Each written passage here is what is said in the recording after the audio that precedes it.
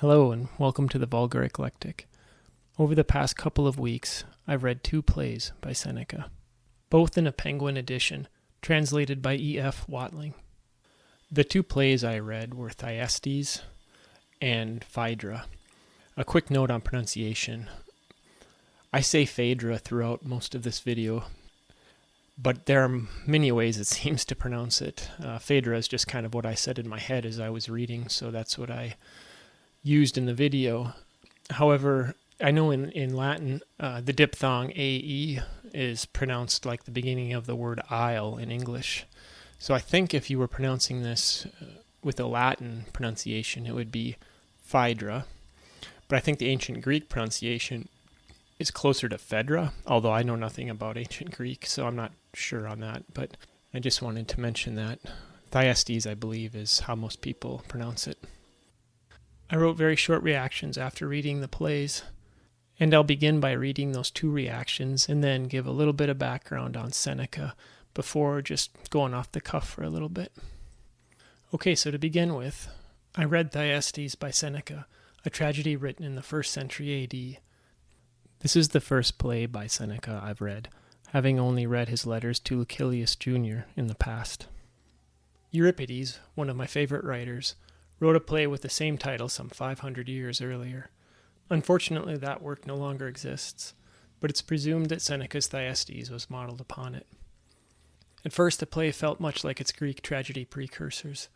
The language, mood, and atmosphere seemed very Euripidean. However, by the end of the play, the similarity lessened, and I was left feeling something was missing. The vivid and grotesque brutality of the play possibly affected my reaction. At times, the graphic violence felt superfluous, as if it might have been more effective off stage. After some time has passed, I've begun reevaluating my reaction. I think there is more to the drama than I at first considered. I'm more familiar with the Greek tragedians and the socio-political context of their work, and considering such context for Seneca's Thyestes prompts further reflection. I plan to read more of Seneca's tragedies, and will hopefully develop a better understanding of his dramatic work. Does any place in hell still lack a tenant? I can furnish one for my posterity. Seneca in Thyestes. Okay, here's the little reaction I wrote after reading the second of the two plays. I finished reading Phaedra, a play written around the middle of the 1st century AD by Seneca. It is a tragedy focusing on the characters of Phaedra, Hippolytus, and Theseus. Seneca's play is based closely on the story told in Euripides' Hippolytus. Certain passages remind me of Seneca's Stoic worldview, while others are interesting in light of Rousseau's much later view of human nature. The play is masterfully written, with vivid imagery, poetic language, and a sense of fullness regarding the tragic plot. Take refuge, if you will, beyond the ocean, at Earth's extremest edge. Go and inhabit worlds that lie upside down beneath our feet. Traverse the perilous tracks of Arctic North and hide in its remotest wastes. Outrun the reach of winter, past the bounds of snow. Leave the loud wrath of Boreas behind. Fly faster than his ice-cold breath can follow. Yet you shall pay for your iniquities. Seneca in Phaedra. So those were the two short reactions I typed up after reading the plays. There are several other plays by Seneca extant, and I hope to read those eventually as well. When and if I do, perhaps I'll make an additional video about them. In the meantime, I have a couple of things to mention about Seneca himself, in case anyone would like a brief background. Seneca was a Roman who was born in 4 BC and died in 65 AD. There were several facets to his public life: writer, philosopher, and statesman being the most prominent. He is probably best known today for his letters, which serve to outline his Stoic philosophy and views of morality, as well as his tragic dramas. Interestingly, his nephew was the poet Lucan, remembered today for his epic poem Pharsalia. Both Lucan and his uncle Seneca were sentenced to death by the Emperor Nero for real or imagined participation in plots to assassinate the emperor. In both cases, this sentence was accomplished by suicide. I only recently learned that Seneca's work was quite popular and very influential in the medieval and Renaissance eras of Europe, and his tragedies were a considerable influence on Shakespeare and his contemporaries. I also know from reading some of Montaigne's essays that he quoted Seneca often. That's an incredibly brief little background for Seneca. Of course, you can find much more about his life from a multitude of sources, and his life is a pretty interesting one to look into in more detail if you are so inclined. As I mentioned earlier, Euripides is one of my favorite authors, and it's been fun to dip into some of Seneca's work that deals with some of the same myths, characters, and themes, and to think about these plays both on their own and in relation to their predecessors.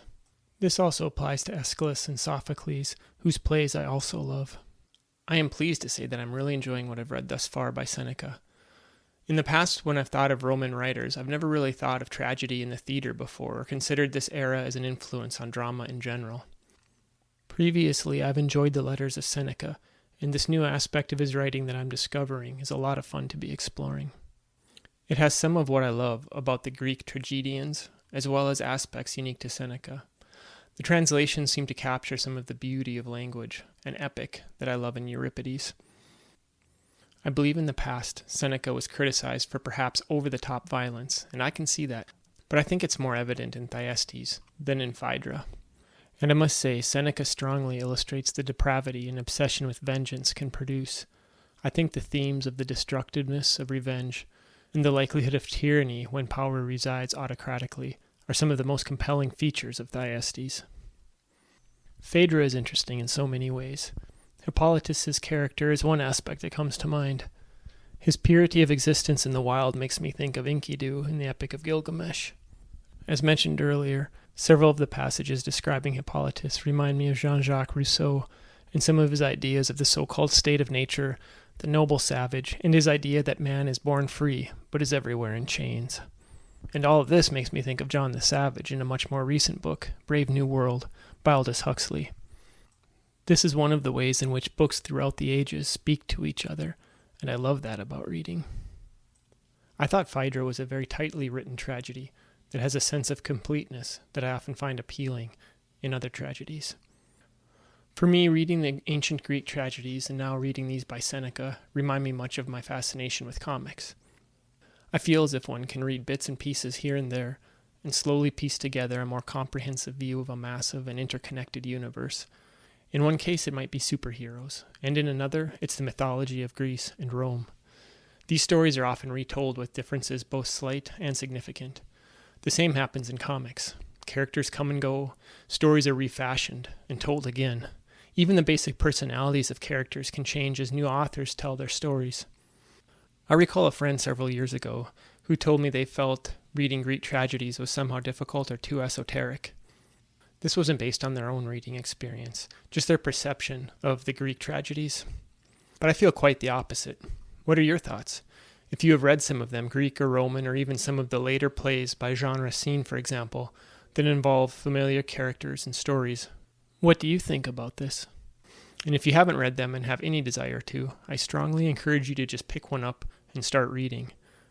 There's no order, in my opinion, they need to be read, either chronologically, as far as when they were first written, or plot-wise or thematically.